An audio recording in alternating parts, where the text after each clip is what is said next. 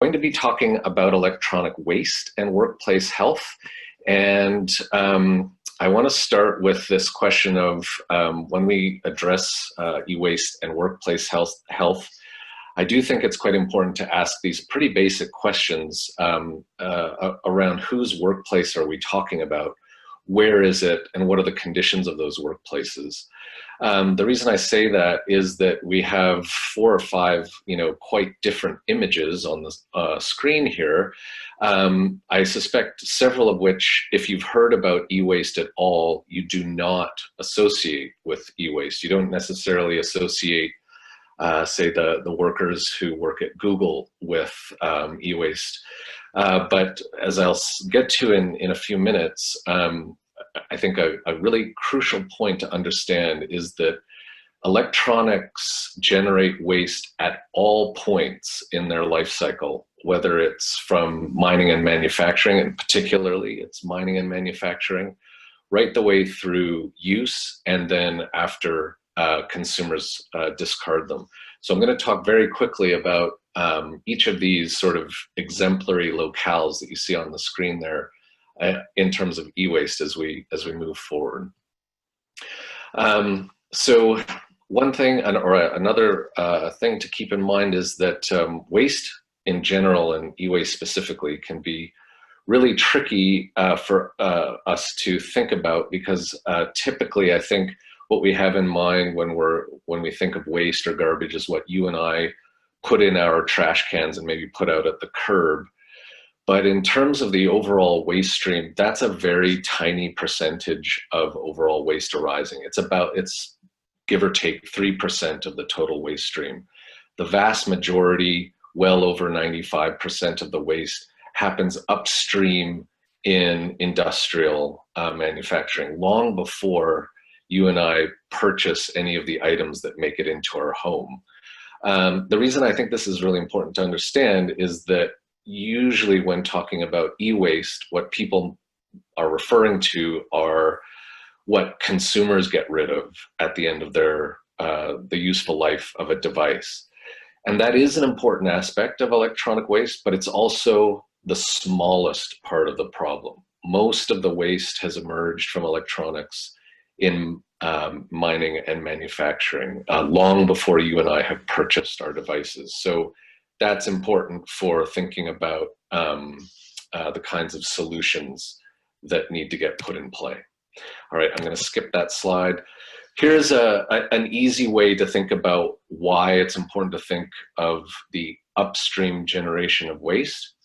So you see in this little infographic, you see an icon for the United States and a metric above it.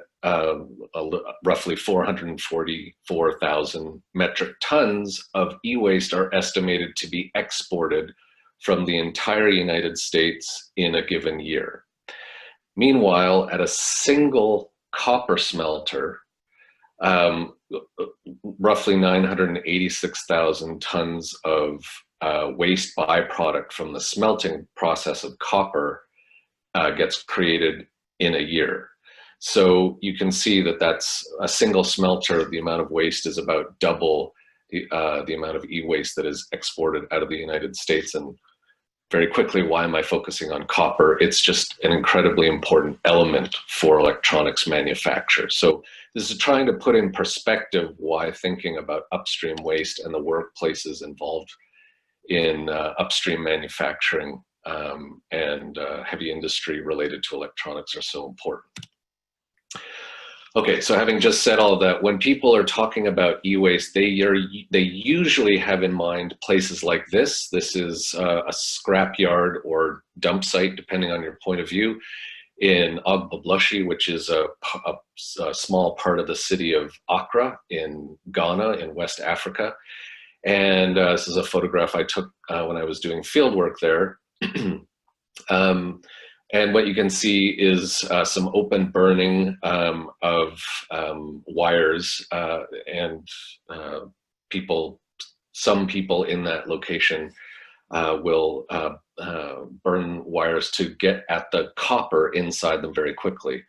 Among the reasons that's problematic is that the plastic housing of the wiring often contains flame retardants, and these get released in low temperature incineration or open burning like this. So this gets into those toxicants get into the soil, into the groundwater. You can't see it, but in the background, there's a sort of a line of green. Those are vegetable gardens. Animals roam fairly freely in this area, you know, and are later slaughtered for meat. So there's some, there's also a large vegetable market nearby. So there's a great deal of interlinking of sectors here going on where toxicants can be a major problem. So areas like Agbogbloshie have received a lot of attention in terms of the toxicants that are released into the soil. This is really, or these are really just two examples, in this case, a study of soil samples at the site. It may be too small to see on the screen, but very quickly, the dark lines that you see on the, what is labeled figure 1 refer to where open burning is occurring in Agbogbloshie, and these are a variety of different flame retardants that are released into the soil. Not surprising to see that there's you know, a substantial amount of flame retardants, but also, as the title of the paper indicates, chlorinated, brominated, and mixed halogenated dioxin-related compounds that are, as I say, getting into soil and air. One of the important aspects, though, of sites like this is that there's no denying those toxic processes going on, but the linking of it strictly to electronics is quite problematic. Places like Agbogbloshie are scrap yards, and you can find a lot of electronic components in things that you and I probably don't think of as electronics or being related to electronics. But here you see engine parts from mining equipment. This scrapyard, it's become famous for a kind of exceedingly narrow focus on where consumer electronics go to be processed. But when you actually go and look on the ground, it's actually it's far more mixed. I'll leave it at that and can answer questions about why that may be important later. Okay, now I'm jumping locations radically. Here we are, these are images at a recycling plant in Southern Ontario. If you live somewhere where you can take electronics back to a store or into a, you know, a blue box kind of system, they are almost certainly going through a facility like this. And you might, or we might think that, you know, since this is the mandated way of doing electronics recycling, that toxicants were less of a problem.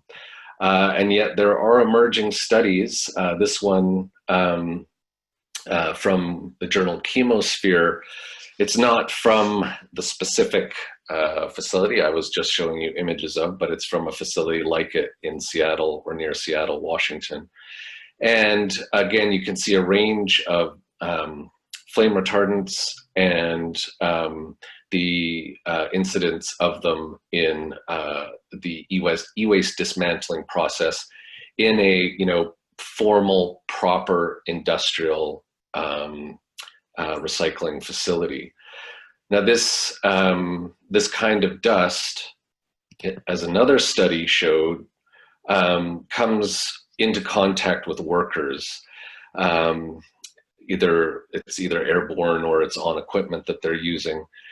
So this study, or excerpt from a study very recent, just out this year, from Chemosphere, the researchers took gauze and twill wipes of workers and wiped them to see how much of a variety of different flame retardants were cleaned off their hands after 1, 2, and 3 wipes with these different gauze or twill materials.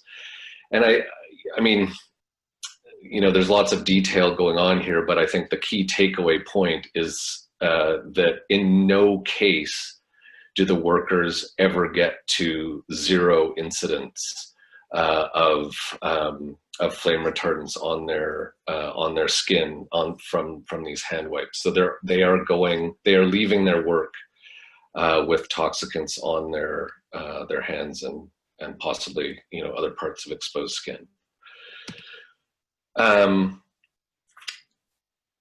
Yeah, I'm gonna skip that one just in the interest of time.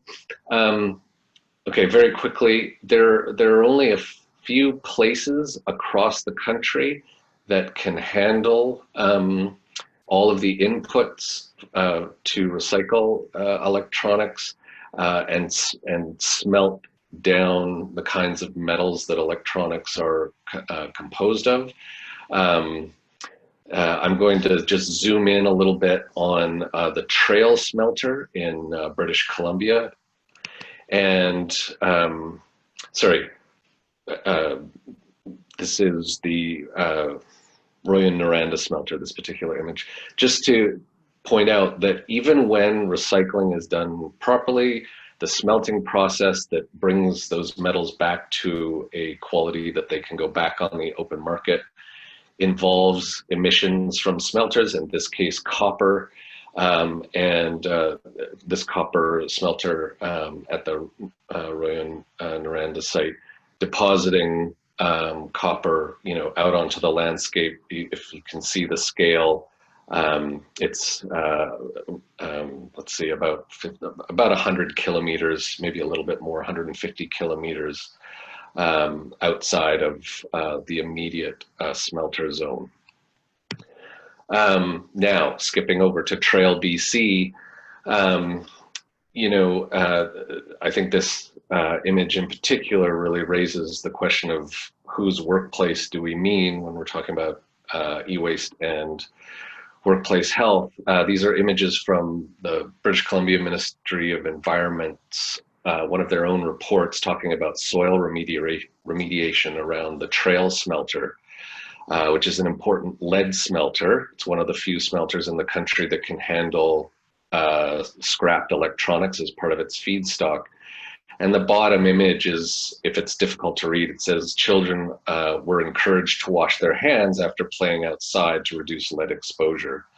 So in, you know, it says playing outside, but in some sense, you know, play is children's work. And so I think it's important to think about, as I keep saying, you know, whose workplace, where, and under what conditions are we talking about when we talk about e-waste. Last little bit of information.